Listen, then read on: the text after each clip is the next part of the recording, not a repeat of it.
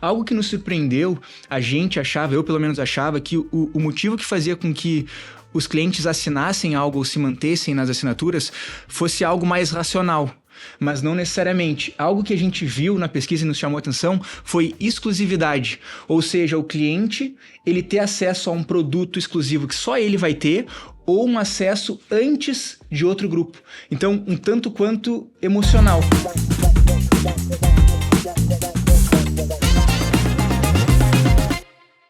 Oi, eu sou a Camila Sechinel, jornalista na PagBrasil, e hoje nós vamos discutir sobre como manter os consumidores fiéis ao seu clube de assinatura. Aqui comigo estão Pedro Caldas, executivo de negócios da PagBrasil, Bruno Cândido, head de finanças da Nerd ao Cubo, e Gabriel Gomes, vice-presidente de experiência do cliente na Vetex. Bem-vindos, meninos. Obrigado. A gente já sabe que investir na retenção de clientes é fundamental para o sucesso de qualquer negócio. Ao reduzir a taxa de churn do seu clube de assinatura, o lojista não apenas economiza com a aquisição de novos clientes, mas também aumenta a sua receita recorrente. Bruno, depois que o cliente se torna recorrente, como diminuir o churn no clube de assinatura?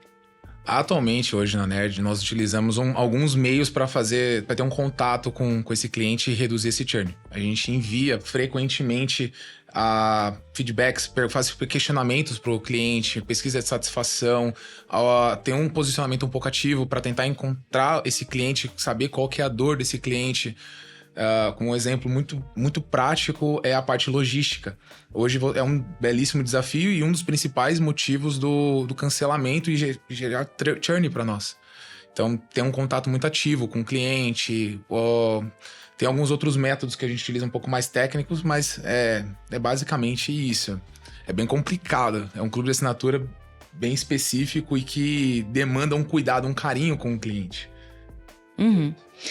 E quando a gente pensa, assim, né, nos principais fatores que influenciam a decisão de um cliente em cancelar uma assinatura, quais são eles? Aí a gente pode falar todo mundo aqui. Boa, vamos lá. Vou começar aqui até complementando um pouquinho o que o Bruno falou, né? Como que eu reduzo o churn? Eu acho que, de forma macro, assim, o que o Bruno trouxe é exatamente o que precisa ser feito. Tu precisa conhecer o teu cliente. Porque para tu reduzir churn, significa que a única forma é tu agregar valor pro teu cliente. E tu só consegue agregar valor pro teu cliente se tu conhecer ele de fato. Porque o que vai ser benefício para ti, por exemplo, Camila, assinar um clube de cosmético, por exemplo, pode não fazer sentido para mim assinar um clube de café, né? E isso é muito comum. Lá na PagBrasil a gente ajuda alguns lojistas de segmentos diferentes a edificar clubes de assinatura e é comum marcas que estão começando, né, a criar os seus clubes, elas nesses anseios de buscar as boas práticas de benefícios, né? Então, o que eu tenho que oferecer de benefício? É frete grátis? É desconto? Elas começam a olhar o que outras marcas estão fazendo e elas cometem o erro de repetir exatamente os mesmos benefícios e às vezes de segmento totalmente diferente. O que, de novo, não faz sentido, porque as pessoas elas são diferentes, né? Então, de novo, o que vai atrair para uma assinatura de café, para aquele público, não necessariamente vai atrair para o teu público de cosmético, por exemplo. Então, entender o cliente é fundamental.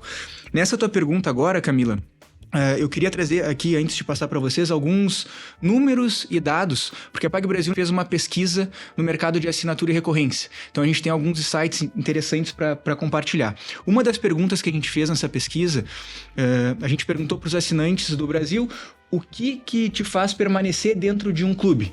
Então, é uma pergunta que já te dá uma pista, né, para as marcas. Se tu não tiver, possivelmente pode fazer com que cancele as assinaturas. Algo que nos surpreendeu, eu pelo menos achava, que o motivo que fazia com que os clientes assinassem algo ou se mantessem nas assinaturas fosse algo mais racional. Mas não necessariamente. Algo que a gente viu na pesquisa e nos chamou a atenção foi exclusividade. Ou seja, o cliente ele ter acesso a um produto exclusivo que só ele vai ter ou um acesso antes de outro grupo. Então, um tanto quanto emocional. Foi algo que nos surpreendeu.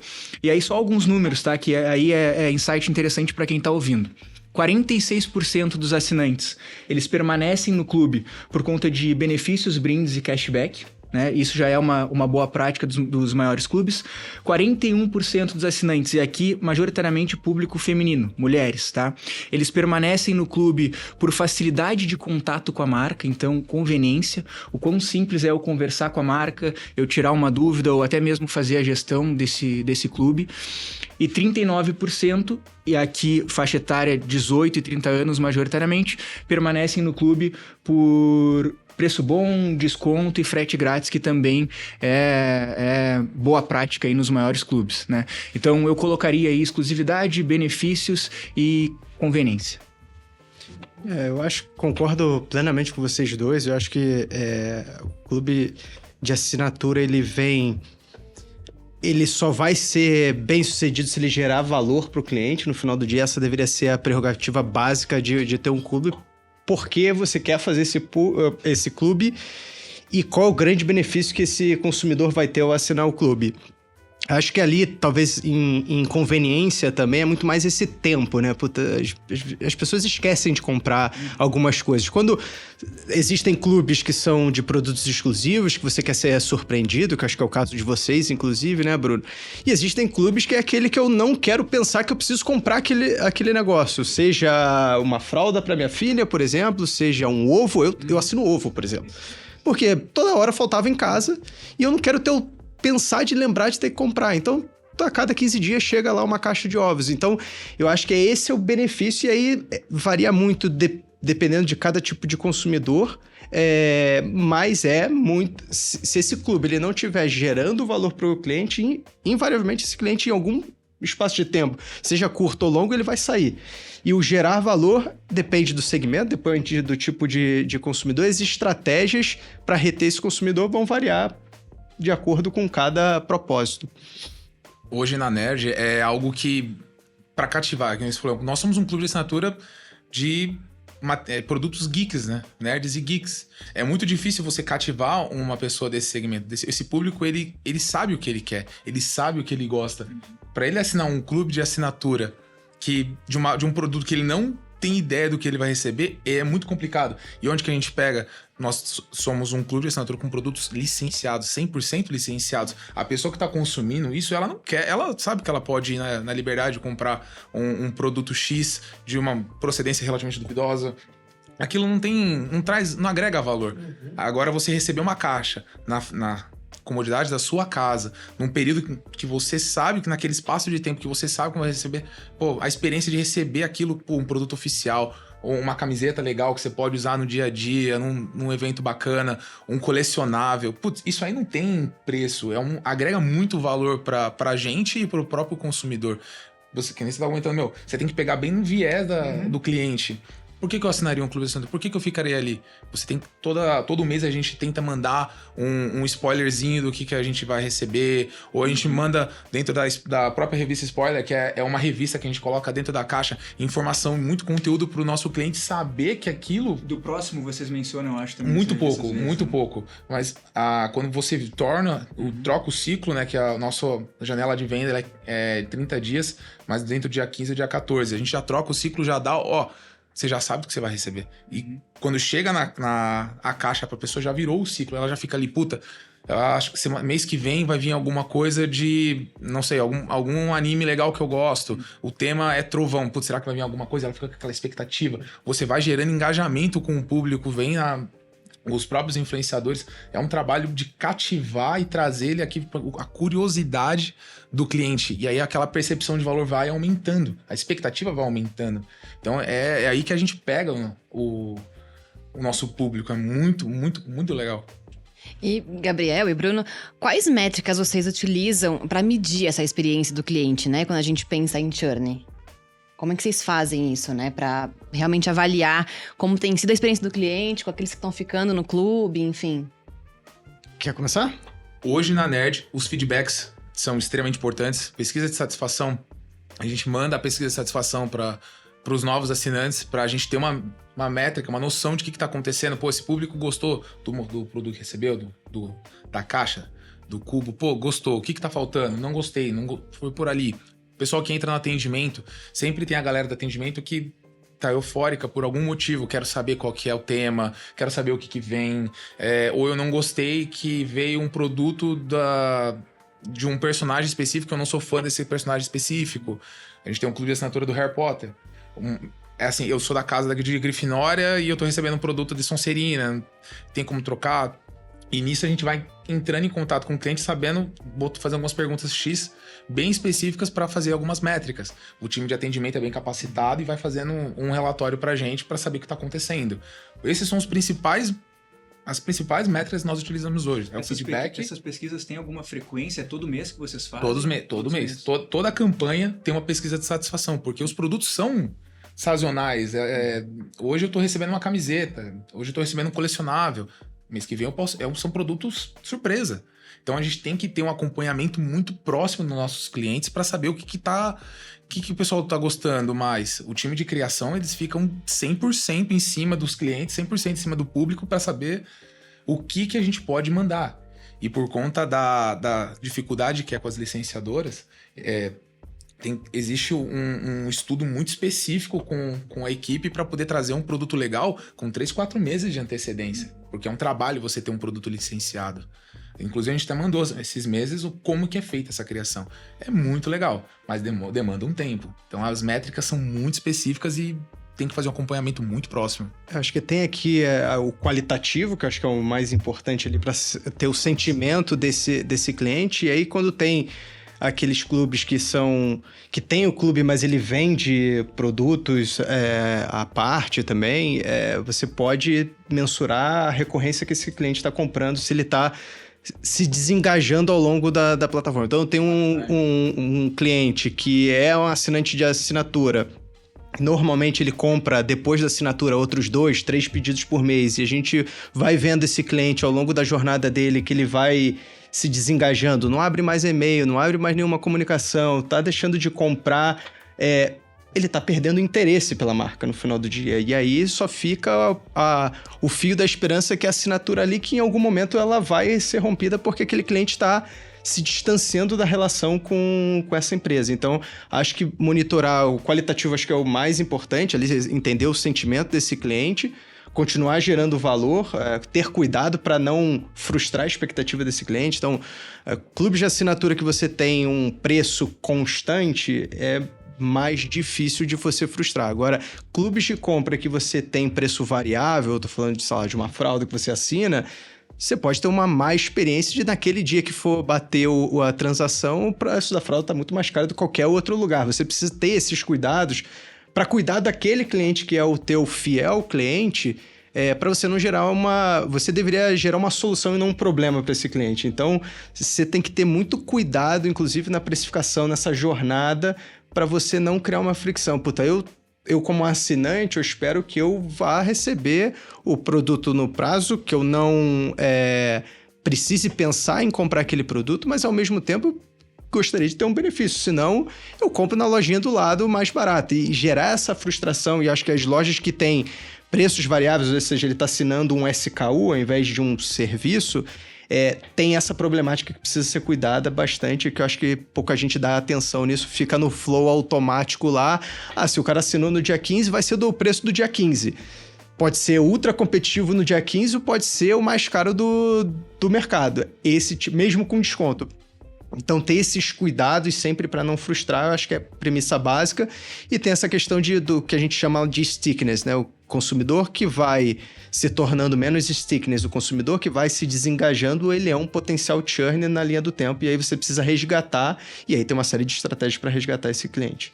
Pelas respostas de vocês agora e do Pedro também há pouco, a personalização, então, é um item fundamental quando a gente fala em clube de assinatura. A gente pode colocar ela lá em cima. E conhecer o cliente também. Sim.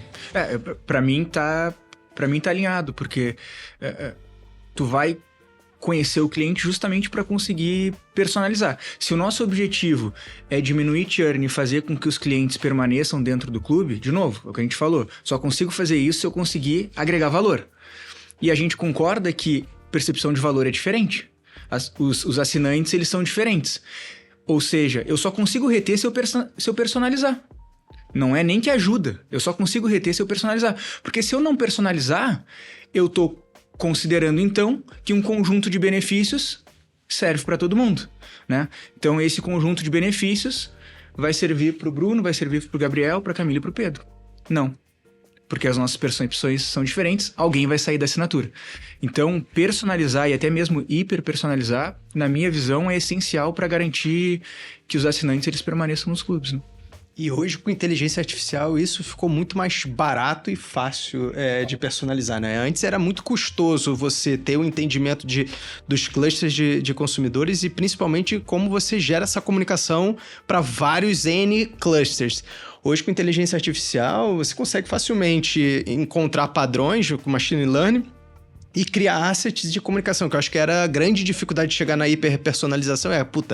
Beleza, como é que eu faço 100 assets de comunicação para conversar com 100 consumidores? Começa a ficar a proporção caro para o valor que entrega, né? Eu tenho um gasto de energia gigante para fazer, aí para atingir poucos consumidores. Mas, por outro lado, agora com a inteligência artificial, você consegue produzir isso em uma escala que você sim pode se permitir a falar com públicos muito pequenos e muito segmentados, e aí você gera um valor absurdo, porque hoje, comunicação cada vez massiva, cada vez mais todos nós vamos rejeitar a comunicação massiva, porque é tanta informação que a gente é impactado no dia, que se essa comunicação não for diretamente ao que gera valor para mim, voltando no valor, vai virar paisagem. Seja a comunicação que for, seja WhatsApp, seja e-mail, seja display, remarketing, o que seja, vai virar paisagem. Mas se essa comunicação for para mim, eu tenho certeza que eu vou olhar porque aquela comunicação me impactou em algo que para mim é super positivo.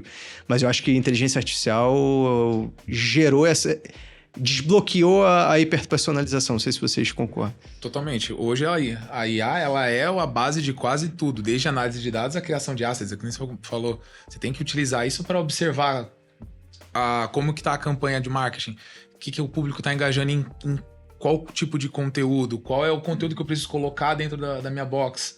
Cara, hoje é o principal mesmo com o público. E Bruno, então quais são as ações práticas que a Nerd ao Cubo oferece para os assinantes, né? Desconto em produtos, frete, brindes.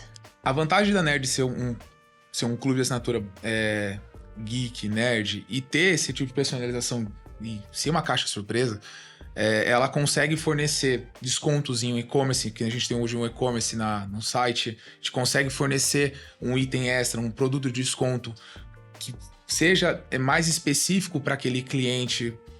Hoje, por exemplo, uma pessoa, como eu comentei, do Harry Potter, ele é de outra casa, a gente pode fazer uma retenção com esse cliente mais ativo. Olha, o que você acha de a gente trocar esse produto e trazer essa proximidade, a gente ganha até agregar valor com o cliente, acho que foca sempre nisso, trazer isso para a pessoa, para o cliente.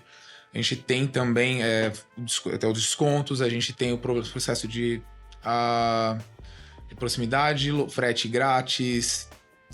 Na verdade, é sempre mais focado nisso, porque é muito específico, não dá para mesclar muito, senão, que nem o Pedro falou, você perde o foco do core do produto, do business.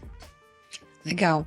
Pedro, quando a gente fala em clube de assinatura e a gente fala de PagBrasil, a gente lembra do PagStream, né? Que é a nossa plataforma de gestão de assinaturas. Explica um pouco pra gente como ele funciona, como a ferramenta contribui aí para manter a recorrência das assinaturas. Perfeito. PagStream é um produto de gestão de assinatura e recorrência que a PagBrasil criou literalmente para empoderar os lojistas para conseguirem edificar ali os seus clubes de assinatura e afins, né?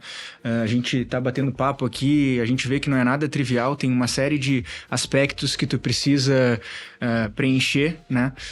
Quando a gente olhou para o mercado, a gente viu que as marcas elas queriam produzir os seus clubes, mas tinha uma série de dificuldades, né? Tem muita marca que pensa que para eu construir meu clube eu só preciso salvar os dados de cartão e cobrar numa certa frequência.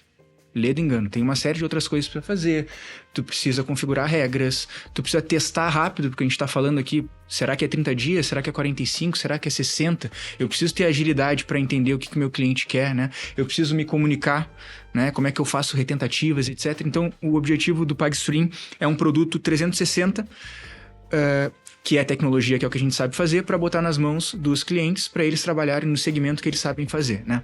A gente tava falando aqui de manter os clientes dentro do clube, reduzir churn rate, né? Só para trazer algumas funcionalidades que a gente tem que contribuem com isso também, né? Uma delas é a área do assinante, tá? Que aí é empoderar o próprio assinante. A gente falou ali no grupo de mulheres, né, de conveniência, de ter acesso para fazer gestão de assinatura. Então, essa é uma área onde a PagBrasil vai autenticar o assinante e vai mostrar a assinatura para ele. Então, ele pode pular, ele pode pausar, ele pode adicionar produto, diminuir produto, trocar de sabor. Então, isso é um aspecto importante também. A gente não chegou a falar aqui, né? Mas nas tentativas de cobrança, pode ser que tenha algumas negativas, né? 2 principais motivos quando a gente fala de pagamento. Cartão vencido, né? Eu fiz uma assinatura, mas mês que vem meu cartão venceu. Ou limite, né? A gente tem funcionalidades para essas duas também. A gente tem uma funcionalidade que se chama Card Updater. Então, basicamente, tem alguns bancos hoje que quando o teu cartão vence, ele não te deixa com aquele cartão vencido até tu pedir outro. Ele faz uma atualização automática, ele gera um novo token com um cartão novo. Eu, PagBrasil, com essa funcionalidade, eu estou integrado nos bancos e eu recebo esse token automaticamente. Então, o cliente final que teve o cartão trocado, ele não precisa fazer nada. Eu, PagBrasil, quando for fazer uma nova cobrança, eu já faço a cobrança no cartão novo. Tentei fazer a cobrança, não tem limite. Isso acontece bastante, né? A gente tem retentativas inteligentes. Então, o próprio cliente ele pode definir, eu quero fazer uma nova retentativa 2 dias depois, 3 dias depois, para tentar encontrar um gap dentro do limite do cartão. Não deu, cancela, o cara saiu? Não. A gente envia um link comunicando pro cara, mensageria nossa, olha, sobre essa assinatura, a gente tentou fazer as cobranças, não conseguimos, para que tu te mantenha, segue um link, pode botar um novo cartão, pode eventualmente pagar por Pix naquele mês, né? Então, são algumas funcionalidades também que do nosso lado PagBrasil, no que a gente é especialista, que é tecnologia, a gente coloca na mesa para os nossos parceiros, para eles conseguirem não só montar, né, e edificar os clubes de assinatura, mas também garantir com que os clientes eles permaneçam dentro do clube. Acho que, só complementando, desculpa te interromper, mas eu acho que esse é um dos motivos que não gera...